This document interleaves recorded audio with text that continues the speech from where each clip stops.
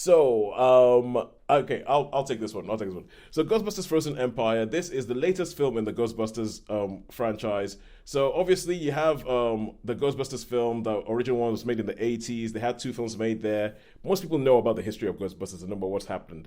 Then there's been this late thing where Jason Reitman, who is the son of the original person who directed the first one, made Ghostbusters Afterlife a couple of years ago. And that did quite well. People quite liked it. There was like a bit of a blast of nostalgia. It was a bit of, okay, this is good. There's actually still something in here.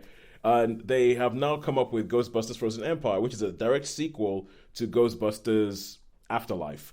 The family that we met in the last film, which is the Spengler family, they have moved from, I think, Oklahoma, where they were. They're now back in New York, and they're back in the original sort of Ghostbusters firehouse. And they're going around, they're reviving Ghostbusting all around New York and doing all that kind of stuff. And as you know, with all these things, something happens, big, bad, make massive supernatural menace, something's going to happen, everybody has to band together and fight it. That's what you get. You know that's what you're going to get from a Ghostbusters movie. It's not going to be anything more than that. And so that's the storyline that we have this time around. We have everybody back from the last one. We have Paul Rudd. We have McKenna Grace. We have Finn Wolfhard. We have Carrie Coon. We have the original Ghostbusters in this film. We have new people in this film, all that kind of stuff. And before I ask you guys what I'll say, I'll just say, and I remember looking at this film and looking at the run times, because nowadays every time I look at a film, I have to look at the run times before I actually go watch it, because I'm like, let's see how much of my day I'm going to take. And when I saw the film runtime was advertised as 2 hours and 20 minutes, my heart sank, because I was like, there is no reason this type of film needs to be that long. And there were a couple of things that I immediately started thinking. I was like, okay, that runtime tells me bloated. That runtime tells me too many things going on. That runtime tells me not focused enough. And that runtime tells me I'm going to be annoyed. And I'll let you guys talk about what you thought about the film before I say whether that was actually what I experienced. It's So, one of those films where you can have like a list of pros and cons. There's a lot to like about it, and then there's like the grumbles about it, isn't there? And so I think there is lots to like about it in that it has the feel. It's got the feel right. It has tapped into the right amount of nostalgia with the old crew, Yeah. and they have like this mystical object, this thing, yep, um, that is the harborer of untold evil, and all the gadgets and all the dynamics of the relationships. It has the things um, in its favor. You have like the quirky ghost, and you have like your more scary ghost, and so they've got yeah, it's like tick, that's Ghostbusters as we know it. Yep, yep, yep. And then you've got the other things that you think, okay, because it's got a big cast. It's like yep, having to the one of the cons is like a big cast. You're having to some of the characters are underused, yep. and so some of the ones where you think you should be at the center, you are just like revolving all around together. So it's really hard to find where the focus of the story is, because Yep. you've got different strands going on. And if you're going to have a big bad, then the big bad needs to be quite scary. And I must admit, I did not find the big bad at all scary. There I was think no sense of menace to it. So that's my Do, good pros and do, cons. do no, you no. think that's for the I kids? just like Do to you say, think I that? just like to say one thing on that, Sharon. I mean, you said that there were a whole bunch of people that, paraphrasing what you said, that there's people in this film who don't have much to do, and that includes the big bad who The doesn't big have bad, much to yeah. do. Sorry, Sean. No, no, No, no, no, no. That's cool. But I totally agree with that. Bit like All Man Steppenwolf. But yeah. Okay. My take on it was wonder very when the much I big echo bad what. first appeared, I thought, how are you going to get through the door? Because there's one point where he puts Yeah. his horns on and he's in a very small room. And I thought, how are you going to get out? Yeah. Yeah. He's not scary when he has to turn sideways and has to go, right, I'm getting out the door. Yeah. Just Yeah. my I head. mean, obviously, I agree a lot with what you're saying there, Sharon. Totally agree with you. There's enough nostalgia in it for people to like. Although I think they, I think they tried too hard on that point. I think One hundred they percent. really put their effort into like One the hundred percent. Slimer and all that, and it was well put this in just to please the old crowd. I mean, I was One never fully invested in hundred. Ghostbusters, so Yeah. but let's pull in the crowds. They like this bit. They like this bit. We'll have the old ones turn up there, so you've got all that nostalgia bit for the young uns that are now all grown up. But yeah, I mean, there's so many plot holes, isn't there, really? And the inconsistency of like you've got this brilliant, all powerful thing that and these other things that they can't do anything with, and then all of a sudden they can, and it's like, No, right, oh, that is just uh, so, you know. no, Sean, I'm telling you, but it's maybe, as I said, we've been doing this thing for about 10 years. Maybe you've rubbed too much on me, but the final battle, I was sitting down there going, "Oh, come on now, that makes no sense." Even with I was like, within the mythology, within the mythology that you've set up in the film, that makes no sense. There's a bit where they have this whole thing where they go, "Oh, this is a new kind of ghost, and therefore our proton packs are not going to work on them." And then it seems like, and okay, they figure this out that it's not going to work on them, while this ghost is having the slowest walk ever, the slowest walk ever across Manhattan. So they're like, "Oh, we need to do something with brass, and therefore if we do this on brass," and they're doing all this smelting and everything like that, all the while this ghost is walking towards them. We're like, "How slow is this ghost?" And then when they go, "Okay." Yeah. And then they go, "Now this is the only thing that we have that has a chance of fighting against this guy." Then this guy comes in, and the person who has the only thing that they have is nowhere to be seen. It's somewhere. Chatting away. I feel like, what the hell is going on here? A bit sort of. Is that what they call wokey? That bit, or a bit of the the relationship between those two? I don't think that's woke. I think that's just a relationship. No. I think that's just a relationship. Full stop. But there's things as well. I mean, when you talk about plot holes, like okay, let's go with Sharon. Let's not just be totally horrible. I mean, let's go with Sharon. You're right. There are some good things in this film, and I feel like the opening of the film starts off with this. Well, they have like a going back to New York, and I actually quite like the recreation of New York in like the 1900s or something like that. And then it goes back there, but then they jump forward to like present day, and as they're going around New York, and they have this car chase where they're trying to catch a ghost in modern day Manhattan that I actually quite liked. I quite liked the way they did it. I liked the way they updated like how you film a Ghostbusters chase and everything. I thought this is working. This is actually quite good. And then the film gets bogged down, and for a long time in the film, nothing really happens. It's kind of, we're going to go to Dan Aykroyd, and we're going to talk about him, and we're going to bring back all these characters from the first film, and we're going to bring back all these characters from the first film that was made in the 80s.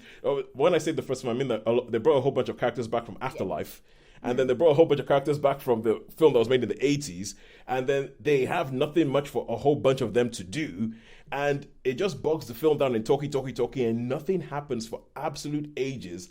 And there is this tension between story and nostalgia. Tell a story that actually goes somewhere, or try and bring the nostalgia back. And I feel like where they ended up with Ghostbusters Afterlife, they ended up in a good place to go forward with the story and leave the nostalgia a little bit behind. They ended up in a good place to do that, but instead they went back and they went even worse. like I feel like this is the film that Afterlife could have been in, like, your worst nightmares when it comes to that sort of just bringing people in for the sake of bringing people in, and they have nothing to do. They have absolutely nothing to do. And it's a long time between you see them, isn't it? You see them once, and then they're like, where did they go? What are they doing? And there's one of the new characters who he sort of disappears upstairs, doesn't he? And then you never see him. Yeah, it just doesn't see him. And then he turns up at the end and says, "Did we win?"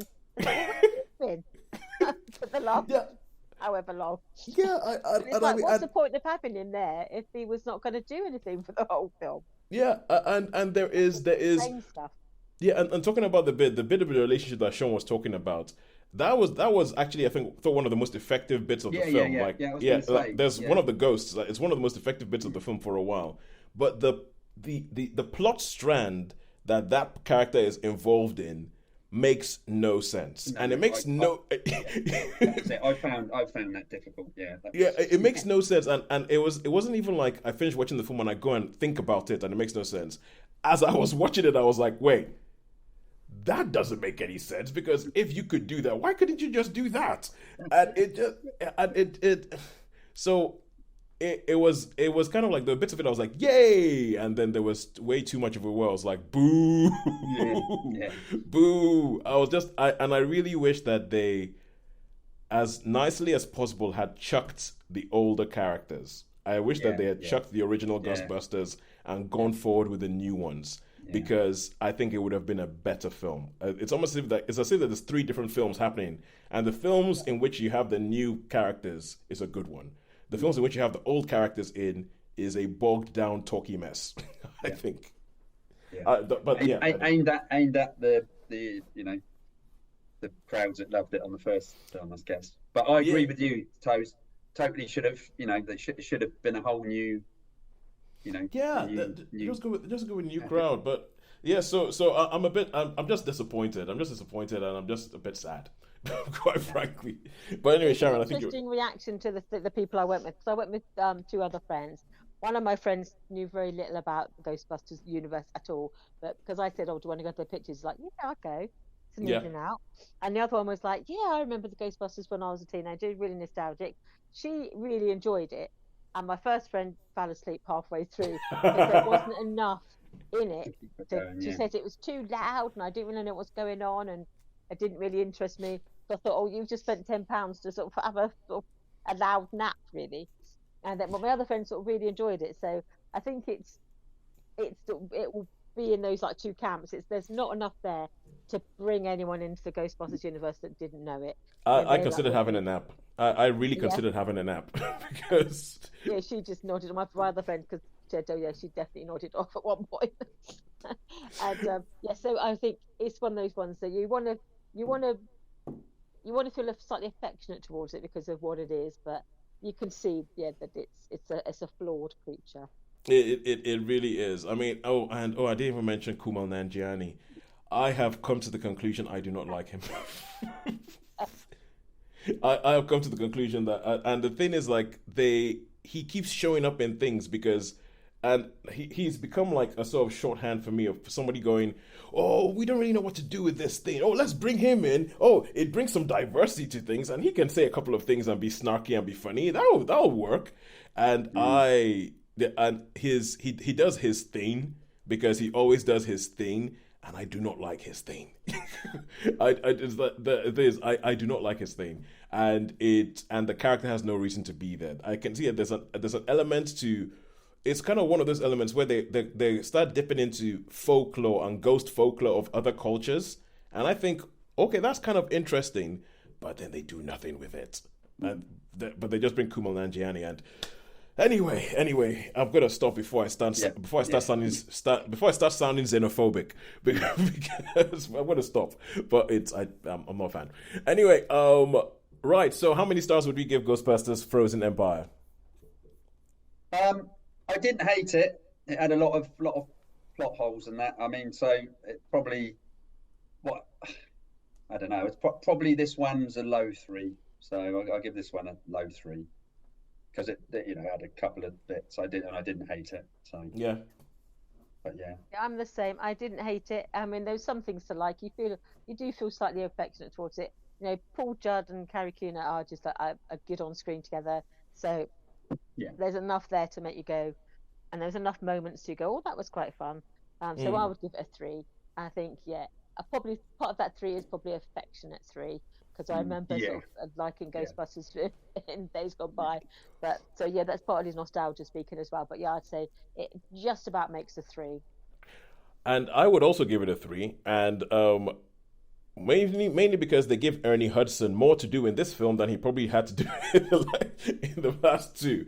Because one of the problems I always had with the first Ghostbusters movie was that the character of Winston Zeddemore felt like an afterthought. It felt like an absolute let's just put afterthought. him in Like, there, yeah. it felt like tokenism, quite frankly. Let's put a black guy in there. And I like the fact that they've given him more. And I heard an interview with him where he said that he said, like, oh yeah, but can we give Winston something to do? We don't want Winston to be in the same place he was 40 years ago. So like the fact that he's the mogul and he's the one who's actually bankrolling the Ghostbusters.